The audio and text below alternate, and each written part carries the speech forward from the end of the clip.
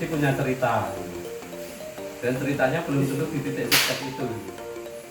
Misalnya Mas Ipang dan Mbak Anisnya dikonveksi, tapi pertamanya dijualan makanan kecil. Yang pertama bahwa sukses itu belum tentu di usaha pertama. Yakin loh. Dan ini yang saling kuat ya tetap menguatkan. Yang misalnya sudah sugih itu ya saling kuat ya, mau mikirin domoro, menikmati setuju nih. Tapi orang-orang yang mengalami masa sulit ini dalam pasangan suami istri kehidupannya itu akan lebih kuat. Yakin loh. Soalnya aku ini dia ngalami Mas. Jadi hampir sama pengalamannya Mas? Pengalamannya hampir sama. Saya ambrol nol. Terus kalau pagi itu makan di rumah mertua, siang makan di rumah mertua, dompet itu ya 0 rupiah tuh nanti. Kok ya bisa urip ya? Iya bisa gawe anak ya. Jadi masa sulit itu akan menguatkan kita. Wes tau yakin. Saya sudah nikah berapa tahun? 99 saya. 21 tahun. 1 tahun. Itu kalau saya mau macam-macam, ini kelingan masa sulit. Ini bojoku ini biar masa sulit. Yang menemani masa sulit. Sekarang kita mulai punya uang sedikit, ada kurang ajar gitu terus rapi nak. Ini kayak kelingan. Jadi ketika kita punya masa sulit bersama dengan istri, yakin Mas, itu akan saling menguatkan. Untuk menguatkan itu sebenarnya doa orang tua dan doa istri itu akan menjadi salah satu kekuatan. Betul. Oh iya. Enak ya. Saya beli saya dua. Tekan dua. Saya udah tekan Gusti Allah guys. Aku udah bisa campur tangan gitu. Tes dur. Dan sama istri berdekatan di saling nangis. Tapi kita terus tekad yang paling kuat adalah ketika kita bertekad mandiri. Terus mandiri dia caranya saya dulu di Kendal Growong. Di gudang tembakau itu di rumah mertua gudang tembakau ya udah dinikmati berdua berdoa. Aku yang dulu ini dengarnya sitik ya. Ya doanya banyak. Udah yang lebih yang kuat. Jadi yang ketiga memiliki tekad yang kuat, tapi menurut saya kok harus fokus di bidang tertentu yang kita ahli gitu. Dan ini coba-coba ya akan coba-coba terus. Saya coba di bidang air ya udah ahli di air, fokus di air. Kalau mau diversifikasi harus menggandeng orang yang ahli. Misalnya barbershop, aku kan di shop motong loh. Ya. Iso ya motong jenggot. Standar lah. Mas Wifi ya iso. Motong jenggot. Rambut liane rambut jelas gitu. Enggak usah. Laki-laki selaku suami, perempuan sebagai istri gitu. Dan Menteri Keuangan. Dan Menteri Keuangan. Dengan gejala ketika uang masuk sulit keluar gitu. Artinya saya dulu di air minum atau di usaha sampai sekarang itu saya diproduksi, di marketing, edan-edanan, uang itu dimanage masuk ke istri. Ini akan lebih teratur dan terbukti di Ipang Production ya. Nek manajemennya aku ya wes entek tak gitu ku mobil. Itu langgang kafe. Entek gitu ku mobil. Agar membagi. Yang kelima, ketika istri menjadi partner kerja ini mesti rano riku-rikuan. Artinya kritik suami itu biasa. Mas kamu gini, mas kamu gini. Gitu. Meskipun istrilah yang paling paham tenaga kita. Ketika digas terus, bujui ra kuat ya cepat ya. Istri yang paling paham mengiyakan. Iya, istri itu yang paling paham kekuatan kita. Istri itu megang tubuh saya itu sudah tahu mas sudah capek istirahat. Jangan terbang lagi.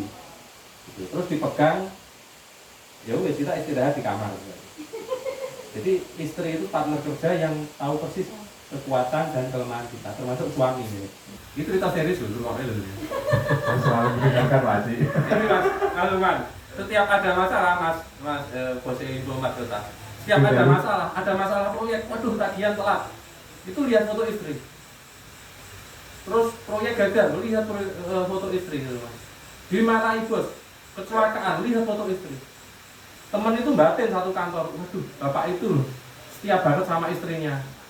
Setiap ada masalah lihat dompet istrinya yang ada fotonya, berarti istri itu penguatnya. Terus saya panggil bapak itu, nopo tau tenang mas? Bukan Pak Haji, istri inilah masalah terberatku. Dan masalah yang kita masalah, saya buat ini loh. Kalau ingat masalah yang itu, berarti ingat masalah yang paling berat. Bojoku ini masalah paling abot. Masih ada yang lebih berat. Masih ada yang bojoku ini. Kita salah duga itu. Tak kira jadi penguatkan ya, ternyata malah lebih. Aja ngono. Saya dulu mengalami persis seperti itu ya ngoten. Kita dapat order galon itu banyak gitu. Tiba-tiba galon di pabrik itu diborong pabrik yang lain dengan harga yang lebih mahal. Apa tujuannya? Pabrik sana itu pengen dijatuhkan usaha itu. Sabotase. Saya kan kulaan pabrik, kulaan galon di Mas Rohidi. Kulaannya 1 galon misalnya 30.000. Iya. Sama Mas Ipang dibeli 35.000. Ya Mas Rohidi mau kok. Diborong habis. Nah aku meh tuku nang kono 40.000 ya aku ora nutup kok, padahal modalnya lebih kuat. Jadi akan ada ujian-ujian yang diperkuat ya. Dengan melihat foto mau. Melihat foto istri mau. Bahwa di situ ada job desk ya kan. Tinggal nek itu diberikan job description maka akan dapat ISO dan lain sebagainya. Lalu nggak kerasa ini soal SOP ya. Iya. Standar operasi prosedur. Saya Saya mengamati itu. Nah, SOP itu akan lebih bagus lagi. Nah, SOP itu kan antar bagian, Mbak. Iya. Nah, antar bagian, terus nanti di mesin itu diberi IK, instruksi kerja. Kalau akan ke ISO internasional ya. Jadi kan sudah punya SOP itu. Nah, itu diberi nomor. SOP 1, SOP 2. SOP itu yang terlibat antar bagian. Iya. Tapi nek ning jahit atau ngobras atau bordir itu instruksi kerja. Nanti diberi nomor, diberi kode, terus ada dokumentasi, apik banget. Yang kedua, portofolionya. Portofolio ini produknya sudah disebar kemana itu terdokumentasi dulu, Mas. Dicatat, misalnya ada yang belum dicatat, mulai sekarang dicatat dieling-eling. Kalau dalam proyek kan as build drawing, terus portofolio kita itu, Mbak, dicatat belum? Belum. Nah, mulai sekarang dicatat dieling-eling. Artinya ini akan menjadi dokumentasi yang cantik. Misalnya jenengan harus kontrak dengan donor asing. Nanti kan misalnya dapat order dari Bank Dunia, dari Jepang, dari mana-mana. Mereka akan minta portofolio dan referensinya. Jadi misalnya dapat pesanan dari racing mana, atau dapat pesanan dari kantor mana. Kontak personnya siapa? Kalau ini arahnya nanti loh, Mas. Misalnya pengen lelang dengan organisasi asing kan diminta referensinya. Yang pesen misalnya Ansor, kontak personnya Mas Rohidi. Dia akan connect ke situ sehingga produk kita itu terpercaya. Terus nanti bikin launching besar-besaran itu loh, Mas. Sablon kaos yang ke-2 juta. Ada giveaway malah Karena kan sudah nyetak yang pertama kan 1.200. Ada catatan ya, Mas. Jadi membuat sesuatu saya uangnya melek loh, mari melek. Edan ya. Nyetak kaos yang ke-2 juta nih yo ngawur sithik ra apa nih ono pendekatane. Maksudnya ini kan jadi beban suatu marketing yang menarik. Terus ketika ada pameran yang besar, buatlah desain sing edan juga. Misalnya gini, pas NO kemarin datang, saya beli suatu pameran air internasional. Itu supaya perusahaan saya dilihat. Karyawan saya itu pakai kaos dan semua nulisnya I don't like Aji. Sehingga semua orang I don't like Aji, aku nggak suka sama Aji itu. Terus saya di bagian terakhir pakai kaos I am Aji. Itu untuk daya shock. Perusahaanku dilihat itu. Kenapa kok nggak suka? Karena dia target sangat tinggi. Karena dia ngajak kita kerja keras dan waktu itu kami sudah malas, tapi akhirnya kami suka. Orang kan akan nanya itu.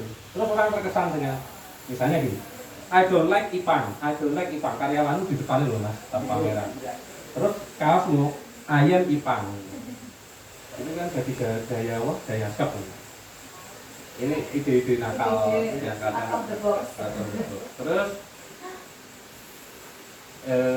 Inepen ini wis dari kampung sablon dan menginspirasi gitu. Nek arep gede meneh buka cabang. Iya Pak. Iya ya. Buka cabang terus delegasi meskipun ada faktor losis ya. Faktor losis itu ketika kita buka cabang ada yang hilang. Tingkat profitnya, terus mungkin ada yang dicuri dan lain sebagainya, itu nggak apa-apa. Gitu Mas. Dengan buka cabang kita hilang 10 juta. Nah, misalnya di Lepen sebulan dapat 200 juta. Tok cekel tuh Mas. Karena kan perfect dan nggak ada faktor kehilangan. Iya kan? Terus buka di balik papan, tapi kan terbuka link dengan balik papan. di sana mestinya kalau dicekel diri, dipegang sendiri dapat 200 juta. Tapi karena ada inefisiensi, ada faktor pencurian dalam tanda kutip, hilanglah 50 juta. Tapi kan kita dapat 150 juta. Dan di 2 titik. Ya, yang itu nanti yang diperlukan adalah delegasi. Delegasi ini milih orang-orang yang bisa dipercaya, syukur, jujur. Karena nek demi Allah yuk kasih wis wani mati ya. Aku ora mati sih tenan. Wani mati ning dalam kurno mati, mati sok nek tekan waktune. Pengalaman pribadi. Ya, arti memilih orang-orang yang terpercaya terutama dari itu tuh enggak gampang. Iya, benar. Saya buka barbershop. Ini bukan bidang keahlian saya, ini saya iseng wae. Tapi ternyata laku terus kontrolnya itu yang paling penting apa kejujuran. Kalau nggak pakai CCTV atau apapun. Kalau dalam usaha air minum saya pakai kejujuran yang pertama. Tapi alat tekniknya adalah CCTV. Terus beli 10 gratis 1. Terus dipasang alat ukur. Dan dengan problem quality controlnya apa di. Kalau ketika kita delegasi loh mas, harus ada kontrol lah. Nek wis ndek 30 cabang, 30 cabang, Mas Ipan ngontrol 1 cabang sehari. Dalam sebulan di rumah hanya sehari loh Mas. Ya. Aku sendiri nyekel asik bisa. Ya.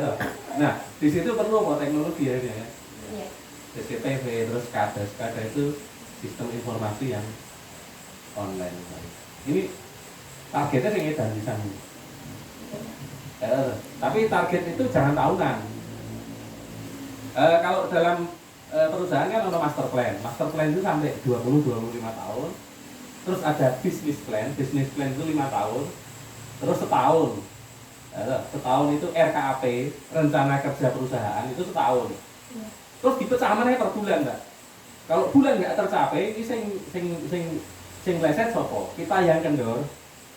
Nah aku saiki sekas kendor di umur 45 ya aku wis bukan kendor tapi wis tidak sekencang dulu. Tapi targetnya coba nanti tak liatin file saya itu sambil sharing. Tapi saya juga banyak belajar dari jenengan terkait tata letak yang menarik. Termasuk motor-motor juga dia kita pakai gitu. Terus ini menarik loh mas. Jadi gini mas, ada nanti dibuat kita canggih loh, corporate plan Ipang Production. Berarti dalam waktu sampai 25 tahun. Terus ada business plan itu 5 tahun. Terus action plan atau rencana kerja perusahaan itu setahun. Tapi dalam setahun itu kan biasanya nek pengusaha ini kan setahun ini tuh mesin cetak. Iya. Atau setahun ini nambah karyawan, tapi roadmapmu bulanan kan harus kelihatan loh. Ketika sebulan ini belum tercapai, ada manajemen meeting dibahas nopo.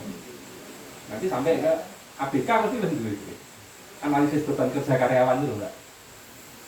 Nah, di air minum saya borong itu kan 1 orang itu kalau survei rumah-rumah dapat 30 rumah per hari. Misalnya 1 orang mampu kira berapa? Jadi pendekatan di SDM loh. Analisis beban kerja nek nyablon itu loh mas. Itu kan jenis analisis beban kerja. Terus 1 orang ini nyablon bisa 50 kaos misalnya. Atau 60 kaos. Dalam kurung orang normal. Berarti ada orang gila ini mas. Saya ingat tadi setidaknya bisa nyablon 100 kok bisa 500 ya. Nah ini lah ya di bantuan jin loh. Nah ini analisis beban kerja. Jadi nanti jadi perusahaan modern nanti. Kayak misalnya gini. Saya kan nangani cerita mesin produksi. Iya. Saya pernah jadi konsultannya bengkel Mercedes-Benz Indonesia. Itu 1 orang itu mampu memperbaiki mobil misalnya 1 setel ringan. Terus dia itu ngamati mas, sampai ketika Mas Rohibi ngambil spare part, ini kan tempatnya memperbaiki Mas Rohibi. Kok nunjuk tengah gini? Nah, tempat memperbaikinya. Terus spare partnya di sana. Itu sampai jalannya itu kecepatan itu bahaya kepleset, naik kerimbian dia lambat gitu. Nanti namanya itu analisis beban kerja mbak. Dibuat apa? Gambarnya. Kita makin jelimet ya. Iya. Terus nanti ngajak orang dibikin Excel dulu mas. Misalnya desain, itu desain rumit berapa? Terus yang apa mas? Dari apa sih? Cetakannya, plate dan lain sebagainya sehari berapa? Nah, itu beban kerja normal. Misalnya satu orang mampu 30, itu beban kerja normal. Orang normal. Lah kok terus masing-masing karyawan dibuat tabel. Ini normal, ini abnormal, maksudnya cocok banget diproduksi. Ya kan? Nah, ini kan jadi sesuatu yang menarik. Ya. Terus yang lambat, kenapa? Kan betul nggak? Memang lambat, Rapat lagi. atau rapot, nek borongan kan ada rugi. Tapi kalau kita harian atau bulanan kan rugi mas. Sing lambat ini apa? Sen bakat lambat atau perlu di training. Terus nanti ada TNA. TNA itu training need assessment, karyawanmu itu butuh training apa? Gitu. Aku harus nonton detail perusahaanmu dan tak catat. Yang bisa dilakukan apa? Tapi udah sampai banget. Dipikir aku orang ngerekam mau dulu. Kita kan perekam perusahaan. Iki nek bayar konsultan ini bayar larang ya. Berhubung ngaji kopi, yang bayarnya Rumah Lukman. Berarti ya loh mas. Jadi nanti ada dokumen SOP, standar operasi prosedur, terus dokumen instruksi kerja, ya, mas. Terus dokumen analisis beban kerja. Nanti di kantor kita itu punya grafik gitu loh mas. Misalnya Mas Rohibi, produksi sehari 30. Terus di training loh. Ketika dia lambat kan di training. Trainingmu biaya piro? Trainingnya biaya 1 juta. 30, Ming naik 31 kan Ming naik 1 loh. 1 ini padahal hanya 1.000 rupiah misalnya. Trainingmu kembali modal berapa tahun? Maksud ya? Kan kita berpikir luas. Riset tapi sampai apal perilaku karyawan itu kudu di training. Training biayanya 5 juta.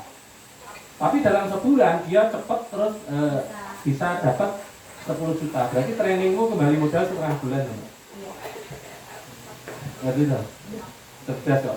Orang ngerti ya tuh kalau mantuk-mantuk ben aku seneng. Ya, ngerti ya. Langsung jadi yang bingung. Ketika analisis beban kerja nanti sebenarnya jadi terus ada bagian SDM yang mengamati atau delegasi ke orang. Kan Mas Rohibi 30. Ya, di training naik jadi 40.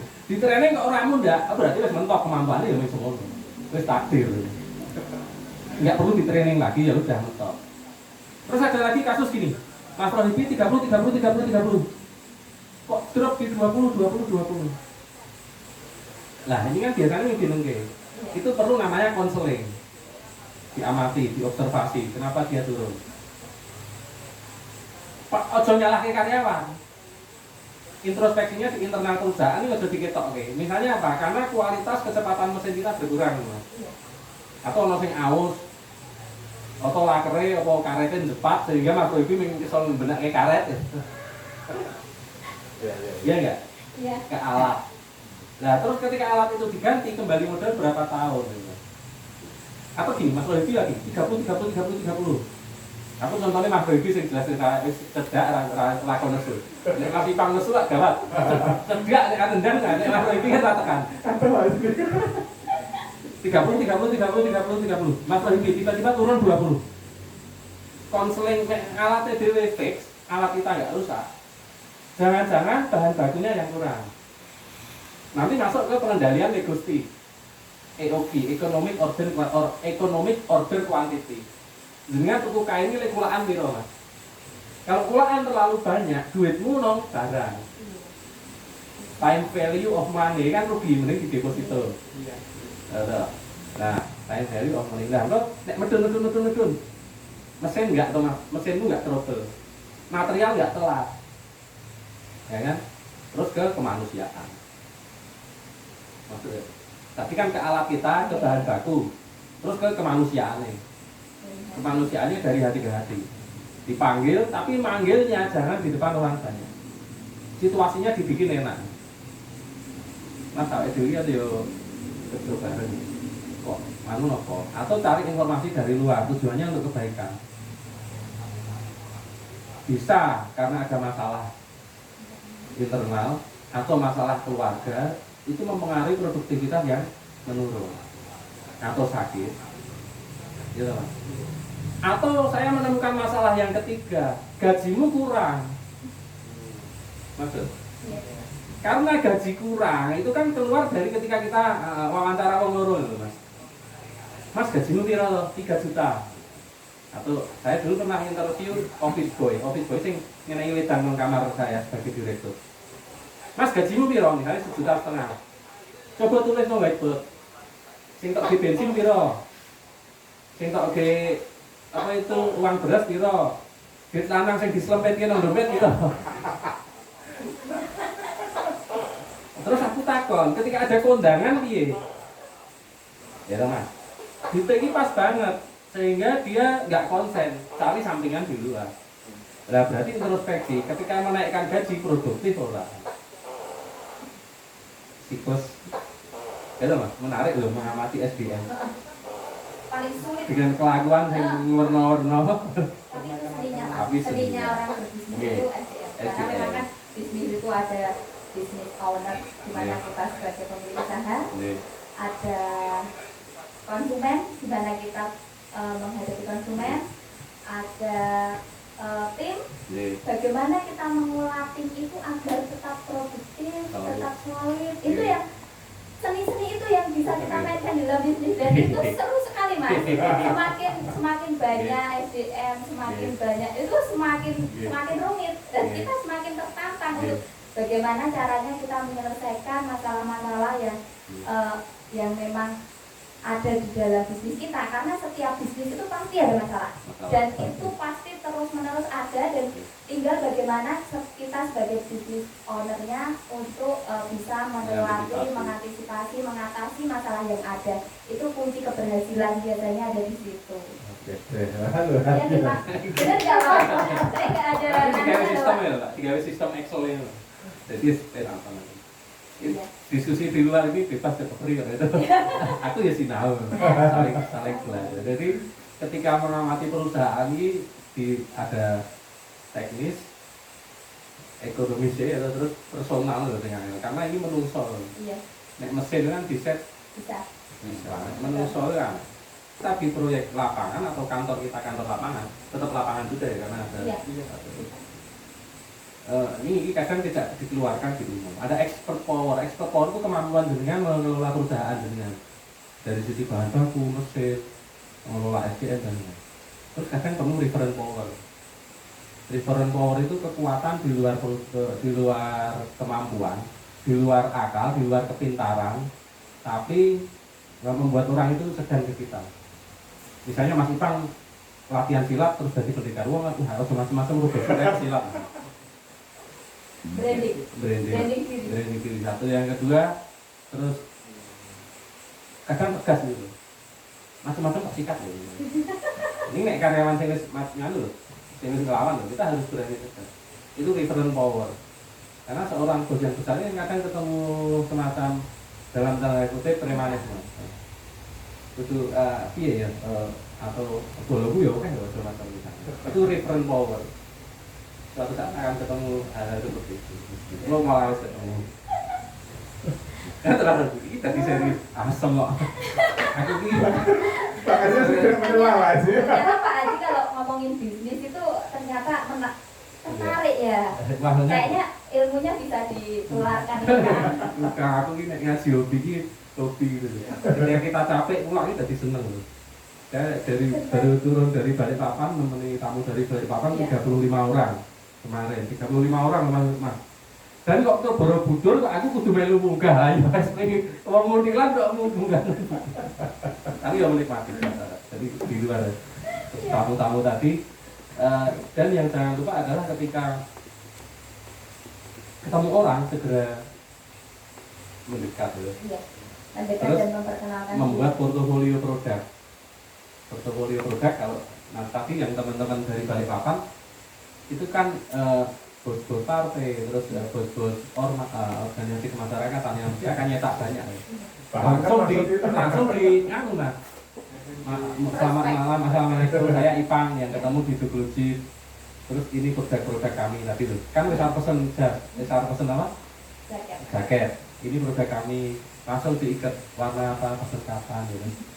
Ya nih, malam ini langsung TL. marketingnya itu. Luar biasa, Mbak ini berbagi ya Mas Ipang. ini ngadepi Pak Haji Indro paling panjang. Tapi orang ini tuh. Kemarin sih ada yang panjang, tapi ini saya berasa panjang banget. Saya tidak mau menyelah. Biasanya kan saya nyelah, tapi tidak, malah ini fulistik gue. Ini lagi kesel ketemu di lingkungan mas. Bos ini Mas Pat. Uang kok aneh-aneh kok. Marahi kesel hilang. Ya beginilah malam Sabtu ketemu orang normal itu jarang. Apa ilmu asesmen yo.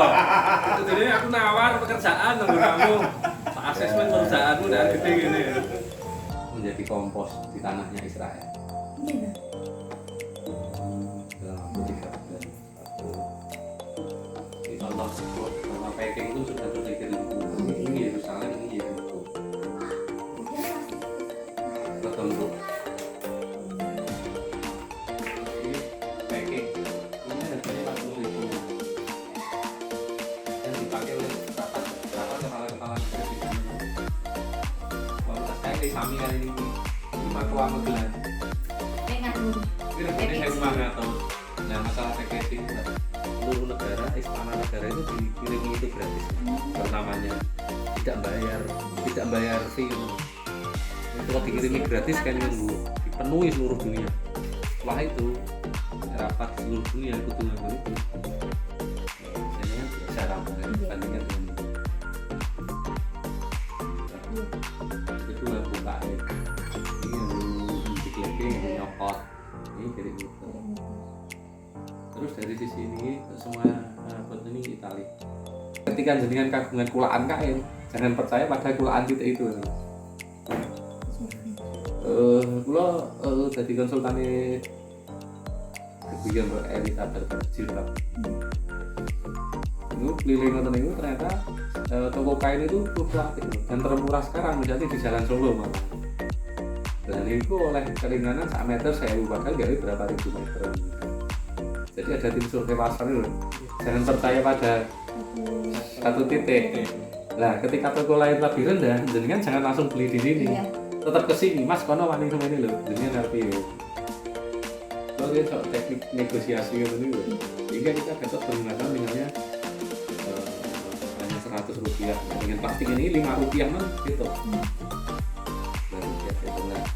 Makanya dikantor harga terus nek kulaan oke ini kan proyeksi kenaikan harga Mas proyeksi kenaikan harga gitu regane munda ini nek gue di TDW apa sampai suatu saat ketika plat pabrik ini wajib naik terus harga plat itu bulan depan naik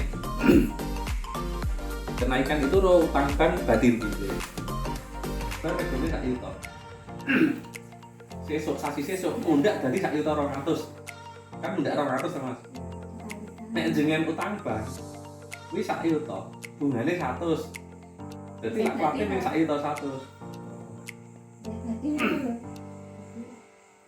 Ora rugi. Nah, itu dihitung antara di TDW karo di bank.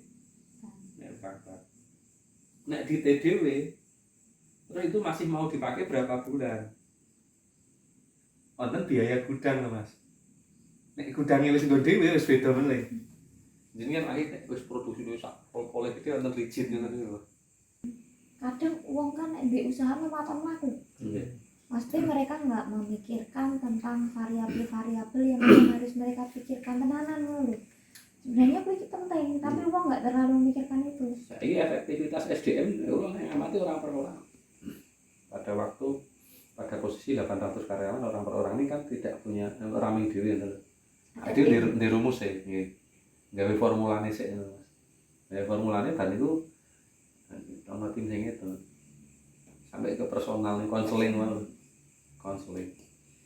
Konsumen lama dan konsumen baru ini lebih enak yang konsumen lama Kan gitu. Treatmentnya, karena dia kan udah menguasai produk kita kan Pak. Kalau misalnya kita harus ketemu konsumen baru yang tidak mulai dari pertama kita jelas ya dari